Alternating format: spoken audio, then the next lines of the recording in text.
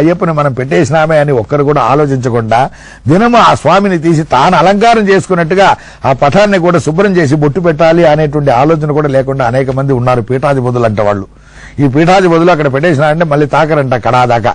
అలా కాకుండా అనునిత్యం ఆ స్వామి చిత్రపటాన్ని తీసి తుడిచి ఆ పటంలో మాత్రమే ఉండడం ఆయన పని కాదు. యథాస్థానం ప్రతిష్టాపయామ ఆయన వెళ్ళిపోతాడు. మనం పిలిచేటువంటి శరణాలు అనంతవాయులోకి వెళ్ళిపోతాది. ఆయన ఉసిగొలిపి మళ్ళీ ఇక్కడికి తెస్తాది. టెలిఫోన్ అలా ఉంటే పలకదండి.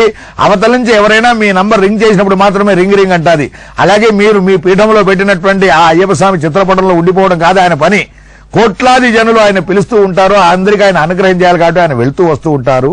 ఎప్పుడైతే మీరు స్నానం చేసి బొట్టు పెట్టుకుని వచ్చి ఆ పటం ముందర కూర్చొని ఓం స్వామియే శరణమయ్యప్ప, హరిహర సుధనే శరణమయ్యప్ప, ఆవల్ బాంధవనే శరణమయ్యప్ప అని ఎప్పుడైతే మీరు పిలుస్తారో అప్పుడు అందులోకి ఆయన వచ్చి మన శరణాలన్నీ విని మన కోరికలన్నింటి తీర్చి ఆశీర్వాదం చేసి మళ్ళీ వెళ్ళిపోతారు. ఆ తర్వాత అక్కడ ఉండేది చిత్రపటాలు మాత్రమే అనే దాన్ని గుర్తించి దాన్ని శుభ్రం చేయడానికి ఎవరు వెనకాడకూడదు. చాలా మంది ఏమండి ఆవాహనం చేసినామండి ఉద్వాసనం అయిపోతుంది. ఉద్వాసనం ఎక్కడ అయిపోతారు? నువ్వు ఆవాహనం చేసేసినావు, నువ్వు ఉద్వాసనం చెప్పకపోయినా ఆయన ఉద్వాసుడు అయిపోతాడు. ఎందుకంటే అందులో ఆయన ఉన్నాడంటే నువ్వు కాపాడుకోలేవు. పరమాత్ముడి యొక్క చైతన్యాన్ని మన ఇంట్లో పెట్టుకుని మనం కాపాడగలమండి? మన భ్రమ.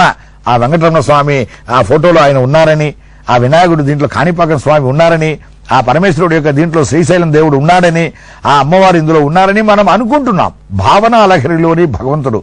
కనుక ఒక్క విషయం ఇక్కడ మీకు నేను చెప్పాలి. ఈ దినం అమ్మ అనేటువంటిది వాస్తవం అండి. 10 నెలలు ఆ అమ్మ కడుపులో మనం ఉండి బయట వచ్చినాం కనుక. నాన్న అనేటువంటిది మన నమ్మకం అండి. అమ్మ చెప్తే నమ్మినాం. నమ్మకంలో ఏమాత్రం సడలింపు లేకుండా చివరిదాకా నమ్మినాం. చచ్చిన తర్వాత కూడా మన ఫోటోను పెట్టి మా తాత ముత్తాతలు చెప్పేసి చూపించేసి వచ్చినాం. అలాగే నేను అనేటువంటిది నిజమండి. దేవుడు అనేటువంటిది నా నమ్మకం అండి. కోట్లాది జనులు వెళ్తున్నారు. అందరికీ ఒకేలాగా అనుగ్రహం దొరకడం లేదండి. ఎవరి పెట్టుబడి తగినట్టుగా వాళ్ళ కొనుగోలు అన్నట్టుగా ఎవరి దగ్గర ఉండేటువంటి భక్తికి తగినట్టుగా అక్కడ అనుగ్రహం అనేటువంటిది మనకు లభ్యమవుతుందండి. కనుక నమ్మకం అనేటువంటిదే భగవంతుడు అనేటువంటిది అని తెలుసుకోవాలని. కానీ ఈ చిత్రపటంలోనూ శబరిమలలో మాత్రమే అయ్యప్ప ఉన్నారని మనం అనుకోండి. మిగతా సమయంలో అంతా ఎలాగో అలాగ బతకొచ్చినా అనుకోకూడదు. అలాగే శబరిమలకి వెళ్లి వచ్చిన వారు కూడా విధిగా అప్పుడు దాకా పూజ చేస్తున్న చిత్రపటాన్ని మన ఇంట్లో పెట్టుకొని ఆ స్వామివారిని పూజిస్తే తప్ప ఆయన అనుగ్రహం మనకు లభ్యం కాదండి. హోల్డర్ ఉంది, ప్లగ్ ఉంది, కరెంట్ ఉంది, అన్ని ఉంది సార్, బల్బు లేకపోతే వెలుగు ఎక్కడి నుంచి వస్తుంది సార్. అలాగే శబరిమల వెళ్లి వచ్చిన తర్వాత కూడా ఈ పటాన్ని అటికలకి ఎక్కించుకోకుండా ఆ స్వామివారి యొక్క చిత్రపటాన్ని పెట్టుకొని అనునిత్యం మీరు పూజలు భజనలు చేయాలి.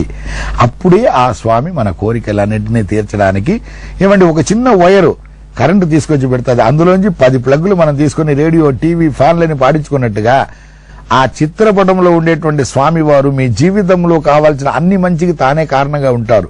కానీ శబరిమల అనేటువంటి దీక్షను తీసుకుని ఒక మహాయజ్ఞం చేసి వచ్చిన తర్వాత ఇంట్లో అయ్యప్ప స్వామిని పెట్టుకోకూడదు, మా ఇంట్లో ముట్టైన వాళ్ళు ఉన్నారు, మేము మాంసాహారులము అనుకుంటూ సాకులు చెప్పి ఆ స్వామివారి చిత్రపటాలను దేవాలయాలను తరలించేసినారనుకోండి, ఆయన మీకు ఎంతటి దీక్ష మీరు చేసినా, మీకు ఎంతో అనుగ్రహం చేయాలన్నా ఆయనకు మీరు అవకాశం ఇవ్వకుండా పోవడం వల్ల మీరు దాన్ని పొందలేకుండా పోతున్నారనేటువంటి దాన్ని గుర్తించాలి. కనుక శబరిమలకి వెళ్లి వచ్చిన ప్రతివారు కూడా తాను ధరించిన మాలను అలా పారేయడం. ఇల్లు ఉంది కదా అని మనం పత్రాన్ని చెంచేస్తామండి, అలా కాదు కదా.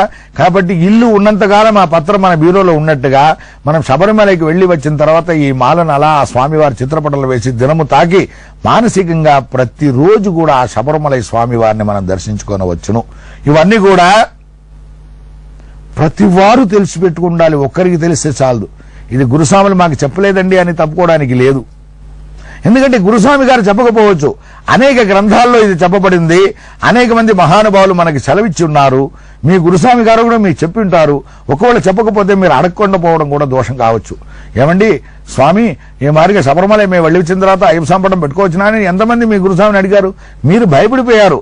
అంటే నైతికమైనటువంటి విలువ కోల్పోయి అనైతికమైనటువంటి కార్యక్రమాల్లో, అసాంఘికమైనటువంటి కార్యక్రమాల్లో మీరు పాలు పంచుకుంటున్నారు కనుక ఆ స్వామివారు ఏమైనా దండిచ్చేస్తారేమో అనేటువంటి భయం చేత అయ్యప్ప స్వామి వారి చిత్రపటాన్ని ఇంట్లో నుంచి దేవాలయాలకు తరలిచేస్తూ ఉంటారే తప్ప నిత్యం అగ్నిహోత్రులు, నిత్యం ఆ స్వామి భక్తులైనటువంటి వారి ఇళ్లలో అందరి ఇళ్లలోనూ అయ్యప్ప స్వామి వారి చిత్రపటము విగ్రహము ఉండనే ఉంటాది. ఎందుకంటే ఆయన మీకు కాపలామూర్తి, రక్షకుడు కనుక ఆ స్వామి వారిని మీరు పెట్టి పూజించవలసిందే, తప్పదన్నమాట. కనుక ఈ స్వామి వారి యొక్క చిత్రపటమును పెట్టుకునే వ్యవహారం గురించి తర్వాత వస్తాం.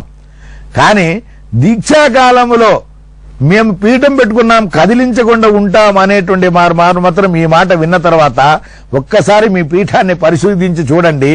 మీరు ఆ రోజు మొదటి రోజు మాల వేసుకున్న రోజు వేసిన పూల దగ్గర నుంచి, అందులో దాని కింద ఉండేటువంటి కొబ్బరి పీస్ దగ్గర నుంచి, అందులోంచి ఎన్ని పురుగులు అలా అలా అవుతుందో, ఎన్ని చీమలు పోతుందో ఒకసారి చూడండి.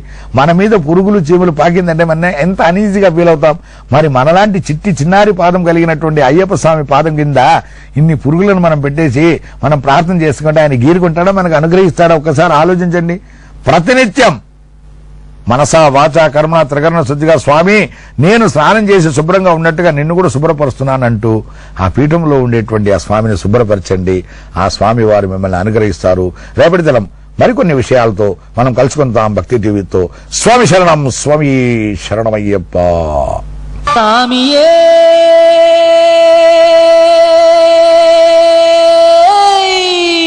శరణ